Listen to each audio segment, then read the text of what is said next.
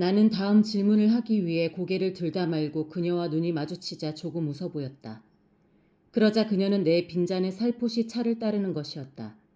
두 손을 내밀어 공손하게 그녀가 내 잔에 차를 따르는 것을 바라보면서 나는 문득 앙상하게 마른 그녀의 품에 안기면 저 산다는 게 뭐지요? 라고 물을 수도 있을 것 같은, 그러면 그녀는 그저 나의 머리를 쓰다듬어주고 그러면 나는 그래요, 살고 싶어요 라고 이야기할 수도 있을 것 같은 느낌을 가졌다.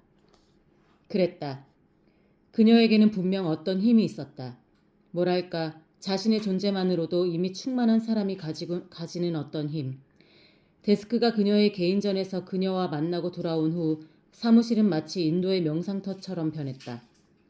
술자리에서는 그저 이제는 늙어버린 낭만적인 문학소년 같고, 사무실에서는 웬만큼 강심장에 앉은 기자들의 눈물을 쏙 빼놓을 만큼 카리스마적인 노련함을 가지고 있는 그는 마치 무엇에 취한 듯 열띠게 그녀의 그림과 그녀의 명상에 대해 이야기를 시작했고, 취재와 마감과 월급 봉투와 글쓰기에 지쳐있던 기자들은 담배를 피우거나 필자에게 전화로 원고를 독촉하거나 기사를 쓰고 있던 원고지를 구겨버리다가도 데스크가 전해주는 이민자의 삶의 방식에 은밀하게 귀들을 기울이기 시작했다. 21의 나이로 대한민국 국전대상, 대학 졸업 후 도미, 뉴욕에서 큰 성공, 이어 도불하여 전시회 연달아 성공, 소더비 경매장에서 그림을 거래시킬 수 있는 유일했던 한국 화가. 어느 날 성공과 성취의 허망함을 깨닫고 인도로 여행 떠남, 스승 마가호타 미르혼지 밑에서 사사, 3년간 인도 전역 맨발로 방랑, 아프리카 스케치 여행. 어느 날 킬리만자로에 눈 덮인 봉우리가 바라다 보이는 한 사파리에서 야영 중 불현듯 깨달은 바 있어 다시 돌아와 고국에 정착. 꿈같은 이야기군. 빈정거리기 잘하는 기자가 그녀의 내력을 듣자마자 불쑥 내뱉었지만 그 빈정거림의 의도에 대해 나 자신도 인정하지 않는 바는 아니었지만 정말일까 하는 생각 또한 없지 않았다.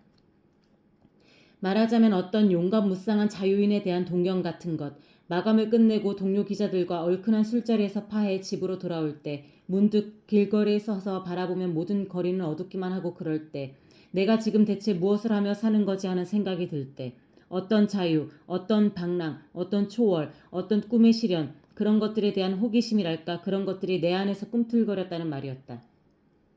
그 달에 화제가 되는 책을 선정해서 그 작가를 인터뷰하고 책의 내용을 소개하는 6페이지짜리 기사를 맡고 있는 나에게 데스크가 이번에는 권오규 선생을 한 달 뒤로 미루고 우선 이민자를 취재하라고 변덕을 부렸을 때 나는 사실은 조금 망설이긴 했다. 권오규라는 사람을 이미 취재해 놓은 이유도 있었지만 그녀의 이국 생활이 왠지 내게 거부감을 준 것도 사실이었다. 하지만 그런 생각들에도 불구하고 믿져야 본전이라는 생각으로 내가 순순히 그 제안을 받아들인 것도 어쩌면 그녀가 데스크에게 전해주어 이제 나에게까지 엷게 묻어버린 그 희망 때문이었는지도 모른다.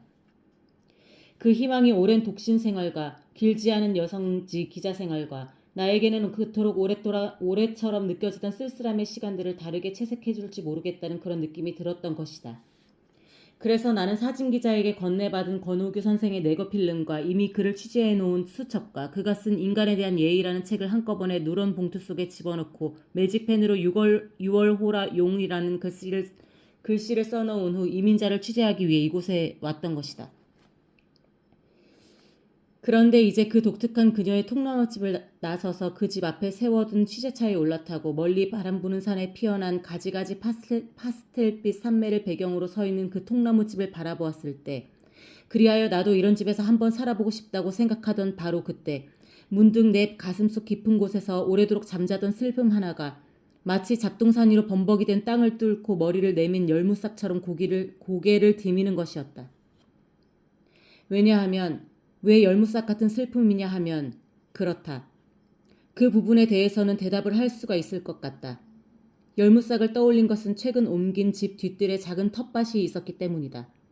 심심한 어느 휴일 날에 나는 꽃삽을 가지고 땅을 한번 일구어 보았는데 그것은 땅이라기보다 거의 쓰레기장에 가까웠다.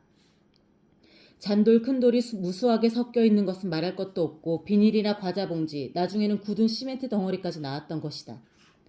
잔돌이나 비닐봉지라면 몰라도 시멘트 덩어리라면 꽃삽으로는 도저히 어쩔 수 없어서 그만 포기할까 하긴 했었다. 하지만 꽃삽을 들고 돌아서는데 잡동사니 땅과의 싸움에서 맥없이 밀려난다는 생각이 별로 유쾌하지 않았고 좋다. 그럼 이왕 시작한 일이니 내친 김에 끝까지 가보자는 생각을 하고 나서 나는 내 허리까지 오는 커다란 삽을 사왔다. 일단 그 삽으로 시멘트를 드러내고 퇴비를 주긴 했지만 아직도 잔돌이 많고 모래가 많이 섞인 땅이라 씨앗을 뿌려도 자랄까 싶었다. 그래서 그저 손해보는 기분으로 정말 재미삼아 시장 화원에서 열무 씨앗이라는 걸 사다가 뿌려두었더랬는데 식목일이 지나자 날씨까지 차가워졌다. 며칠 동안 나는 뒤뜰에 가서 혹시라도 이제나 저제나 싹이 나오려나 기다렸지만 퇴비를 머금어서 약간 거무스레해진 흙만 보일 뿐 싹이 돋을 기미는 그야말로 싹도 보이지 않았다.